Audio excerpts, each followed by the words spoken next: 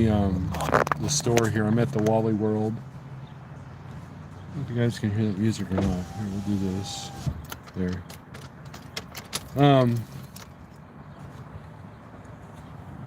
This, today's Sunday. I don't know. Let's see if anybody comes in here. If you're watching replay, just fast forward like 3 or 4 or 5 minutes. I'm sure I'll say something important here eventually. Or, just hit the thumbs up and all that stuff. Hello, David. I'm here at the Wally World. There's the auto shop behind me. Those aren't gunshots. They're probably dropping tools or something. At least I hope not. But if not, we're prepared, Gotta lock the doors. Trying to pray. What's up? What's up, KB? I saw Shannon's live feed this morning. She said that she wanted me to kind of, like, if someone's interested in the red truck, for me to interview them, which is probably good because I think that's a skill set I have. Is you're gonna find out if you're for real or not. If a person's for real. Head on a swivel. Yeah, head on a swivel. You ever catch yourself, like, here's what I've been going through a few things this week. Been going through some battles with some stuff this week, and diet-wise, I did pretty good. I did a 67-hour fast. I'm not saying that to brag. It's more like I'd never done that before. And that was like the furthest. I think the furthest before that was 48 hours. But I don't really, number one, the Bible says you don't talk about that. But number two, or you don't brag about it. But number two, I don't want to worry people that don't understand the powers that fasting has. Like my mom. She doesn't watch this channel, so it's fine. But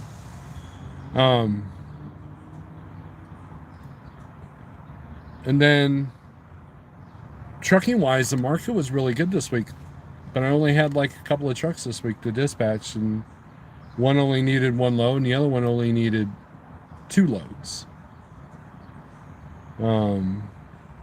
So it gave me a chance to catch up on a few other things. If this YouTube thing doesn't work out, I gotta probably find a second job or something for the weekends to kind of get some bills down, because there might be some changes coming up for us.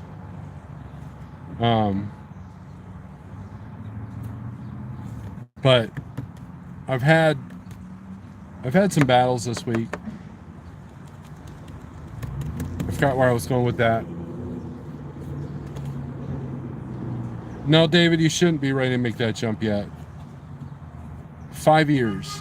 5 years. That's what I tell owner-operators, or potential owner-operators. Do 5 years OTR and start thinking of the truck as a business. Like, every time your truck needs fuel, pay attention to that number. Every time your truck needs a repair, pay attention to that number.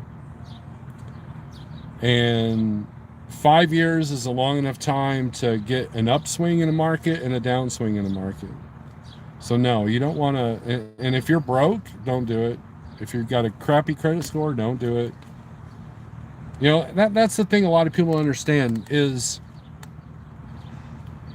let's pretend you wanted to open, not you, David, but let's pretend a person wanted to open a Subway. Okay?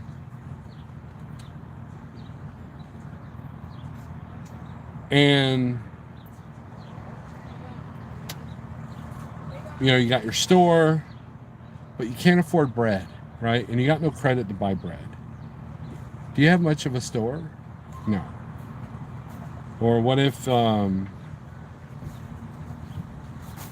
you can't afford to turn the power on? Or maybe you can't afford to buy that oven that you need for the hot stuff, right? you wouldn't be able to go in business. You wouldn't go in business, right?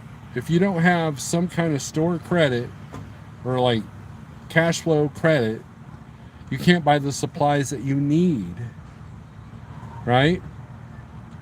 And so common sense would say, well, then you wouldn't open a Subway. You wouldn't open a restaurant. If you didn't have any credit to be able to buy food in bulk, then what are you doing, right? But yet people do that every day with the truck. Every single day. Someone signs up, hey, I can pay for fuel, I can pay the truck payment, I can pay for maintenance and repair, and have a 550 credit score with no credit. Or they got that Capital One with the $1,000 limit that you pay $100 to be a part of, and it's like, that's not going to get you anywhere. That might get you a PM, right?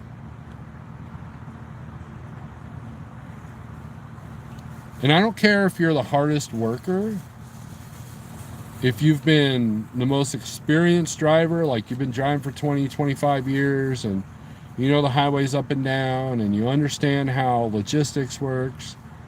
If you don't have cash or credit, it's a wrap, right? You know, when I was a kid, I had a paper route. And what they would do is they would charge me for the amount of papers that I would get, but I would get it on credit. Like they would establish the credit for me. And if I didn't collect my money from the customers, then my parents had to write the check for that. So guess what? My dad made sure that, you know, I was making my collections. I was doing what I was supposed to do, right? And so imagine if you owned a Subway and you couldn't afford bread and someone comes in your restaurant, hey, I'd like a sandwich. You're like, I can't afford bread right now. But we do it every day in the truck. We do it every day in a semi-truck. And that's what Shannon was talking about a little bit. Like, I have this perspective on things that simplifies that. Because a lot of people don't get that. They get easily hypnotized by, oh, you can own your own business with little money down, no credit. You know, we see those commercials at 3 a.m. watching TV shows that you're not supposed to be watching when you're supposed to be sleeping. They promise you the same thing, right? Because what happens is you go to a company and say, yeah, I want to be a business owner. So you got this high truck payment that they'll cover if you can't. They got the maintenance account that they'll cover if you can't. Next thing you know, you're a slave to them because you're like $10,000 in the hole. And if they say jump, you have to ask them how high. What's the fun in working like that?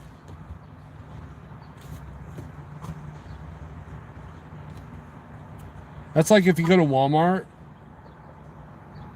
and instead of paying cash for your $100 of groceries, they'd be like, well, you got to unload trucks for like 3 hours for that, you know, and you would have to abide by that, right? So why would anybody put themselves in that situation? Anyways, I'm being stalked. I can't lean in far enough. Hi, YouTube. So, and we don't do live driving crap. That's dumb. So, I'm out of here. Peace.